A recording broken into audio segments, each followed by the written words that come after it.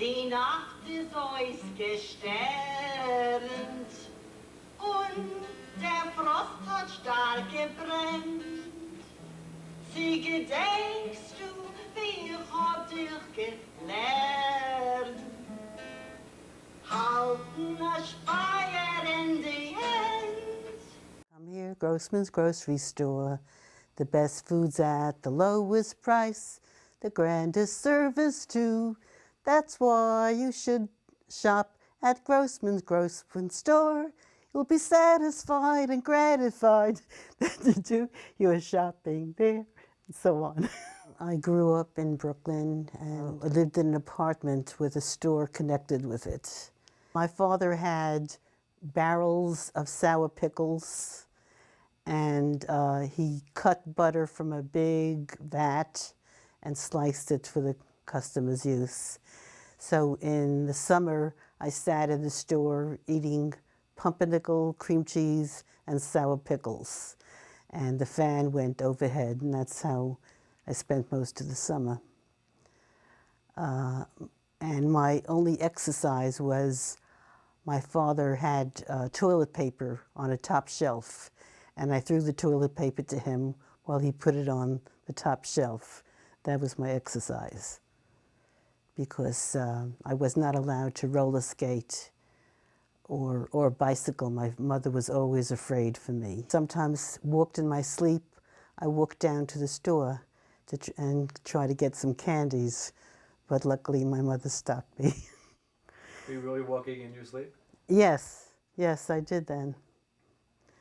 But and my father had a lot of penny candies, little chocolate-covered marshmallows and stuff, so I liked those. My uncle, in my mother's side of the family, took me to weddings and bar mitzvahs, and as a little girl, and I sang these songs. So my sister didn't do as much singing, but we did go to the Borscht Belt sing little duets together. But I was the pretty one, so I was, the prize for that. And that's why I liked singing, because I was praised for it. She was praised for her brain, and I was praised for other things. So when did you start singing? Oh, I was like five years old. That's why it was so cute when I went to weddings, bar mitzvahs, because I was such a little girl, and yet I sang these songs for the bride, for the groom, all kinds of songs. After singing at these weddings and bar mitzvahs, my mother took me to Sholem Sekunda, the famous Yiddish composer of shows and musicals, had a children's show. So I went to that. My mother took me there we had a subway nearby, so she could take me to that concert. My sister went also, and a cousin of mine. And I have a picture of the whole group that sang every week. And Victor Packer was the one who did the commercials. We have a picture of him too. My mother claims I used to sit on Sholem Sekunda's lap. And as I said, my customers would do critiques every week on whether they liked my performance or not. Well, I won a Shirley Temple contest. You see what I mean about beauty? My mother took me to a contest. I remember being on the stage, and I won it just for my looks. I don't think it was any talent involved. My sister didn't have the beauty, and I think she was always jealous of me for that. She called me my father's little princess. But she had her own thing because she followed my father a lot, listened to him, and she was smart. So that's how we were treated. My father sent both my sister and me to a Shalom Aleichem shul, which is only about 3 blocks away. If we had been boys, we would have not gone to that. We would have gone to Hebrew lessons and bar mitzvahs. They didn't have that then. They didn't have bat mitzvahs for girls, thank God. So that I didn't have to worry about that. But what was very important was the teacher that I had that I just loved. He was like my father. I worshipped him because when he talked about history, I was there. and he had so much heart and enthusiasm for the history. But of course, my mother taught me all these Yiddish songs. I mean, I must have known about 100 Yiddish songs. And my mother took me to the Yiddish shows. I sat on her lap and watched through Molly Pecan, and we took the sheets home. And I learned the songs that they sang. And was it Menashe Skolnick, who was a great comedian then. At that time, we could go because you didn't have to pay for college except for registration fee and school books, and you could buy school books secondhand if you wanted to. But I remember when I needed car fare for the subway to get there, I would just open up the register in the store and take out what money I needed, and took the IRT to Franklin Avenue, changed for the Flatbush, and went to Brooklyn College. And I worked after school in college. I worked in the Brooklyn Public Library, and I gave my mother the money that I made. And later on, I was annoyed because after I graduated, she gave me back all the money that I gave her. And I would have liked instead to do something after college and participate in some social activities.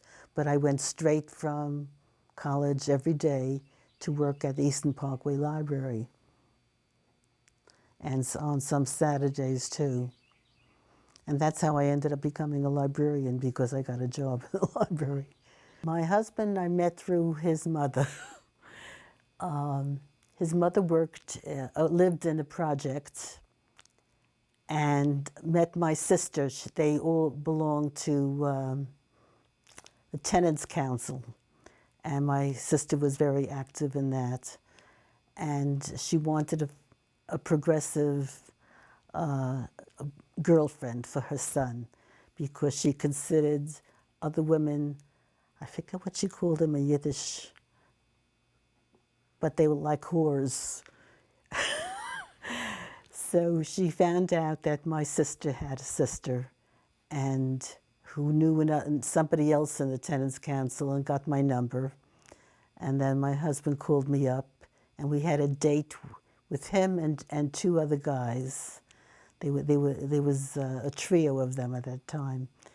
And we went to see Coriolanus, and then I think we had some pizza afterwards. And I said, well, if he doesn't call me back, I like the other guys too. But he did call me back, and we started going out, and I didn't know whether anything was going to develop until he was drafted for the Army.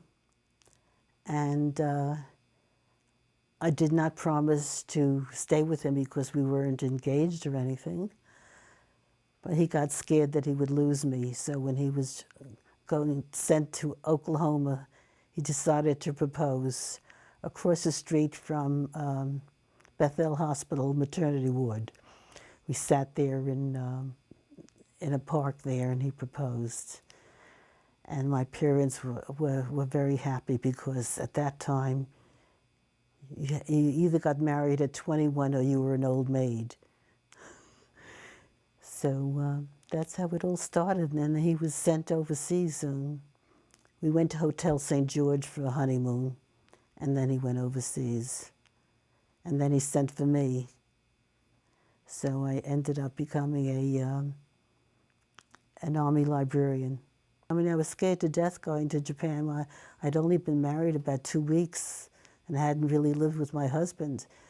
You know, I couldn't call my mother and say, help me. It turned out to be a good thing, since I couldn't complain. I had to get along, you know, the way I could.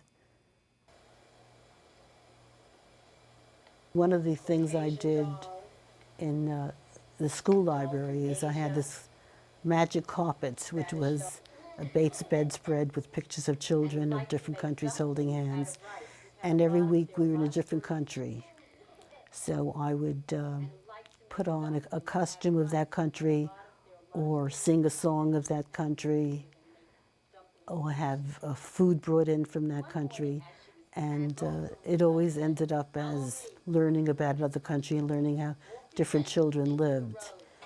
Now, since I was in Japan for so long, I had a lot of material. And I have problems now because I only do storytelling once a month. I can't fit it all in once a month. This was every week. So I had a different program for each class, each grade.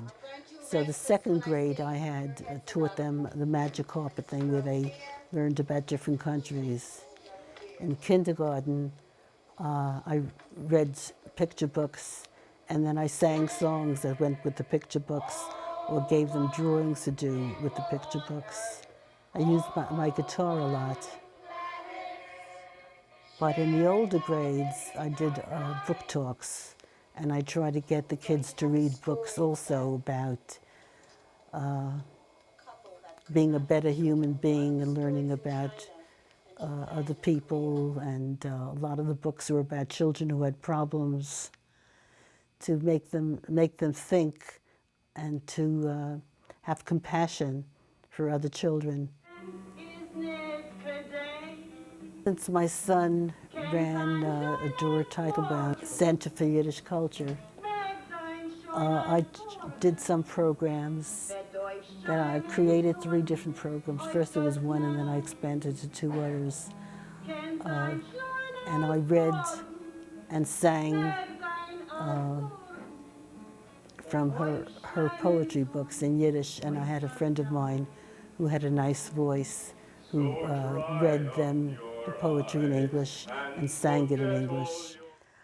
Oh, and when I was married, I joined a Women's Strike for Peace, and we had meetings at my house. I think it was every week or every month.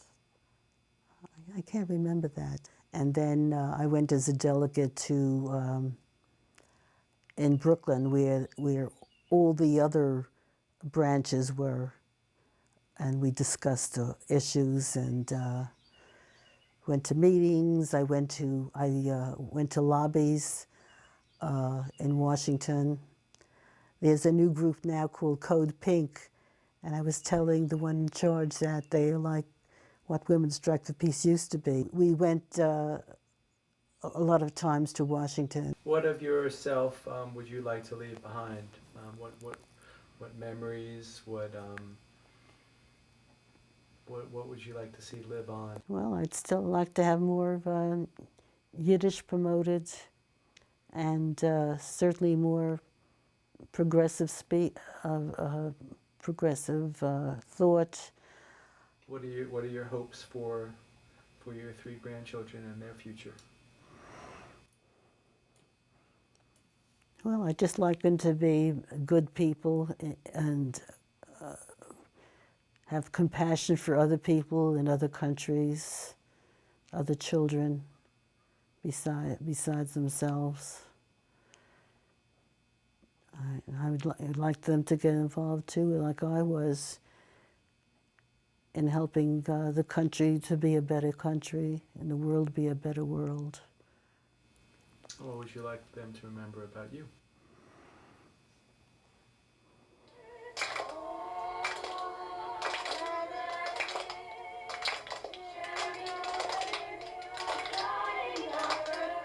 Well, I guess that I was a good person.